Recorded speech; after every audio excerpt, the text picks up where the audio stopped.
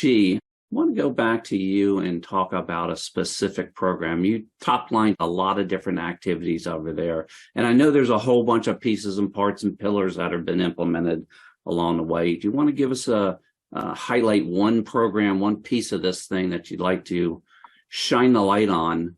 and describe to our listening audience? Well, I guess it's a little bit of a difficult question because Take your pick. But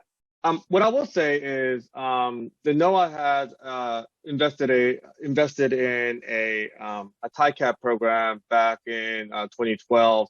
and when the original TIC iteration of TIC 1.0 came up, we decided as an organization not to take part in an MTIP solution, but actually build our own TIC solution. And when TIC 2.0 or TCV validation thing was a thing at DHS, NOAA in 2017 was certified as a multi-agency TIC provider.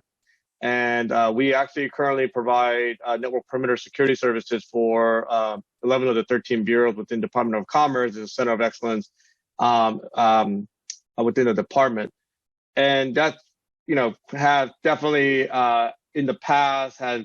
definitely allowed us to make other investments given the cost savings that we've been able to achieve internally as well as with our partners within our bureaus within the Department of Commerce. But one of the things about the NOAA TICAP program is that as it transitions to the TIC 3.0 and it's no longer network centric about where these policy enforcement points live, Campbell from Lumen, mentioned about, there's no one solution, right? And we have to pivot about if you were on the network perimeter security as a program, we also have to pivot and make sure that we're partnering with different service providers within NOAA as well as within the department to, at the culmination, meet all the policy enforcement points that reside to protect our data as well as protect our mission. So one of the things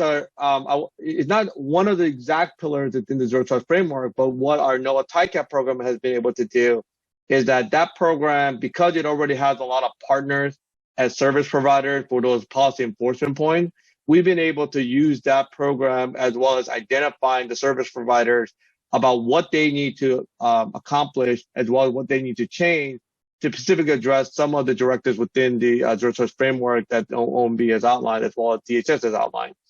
So, one of the biggest thing I think for NOAA is that we have a lot of different providers. Identity is provided by an organization. Our email collaboration platform is provided by a different organization, and cyber kind of crisscrosses all of these, right? And having the NOAA TICAP program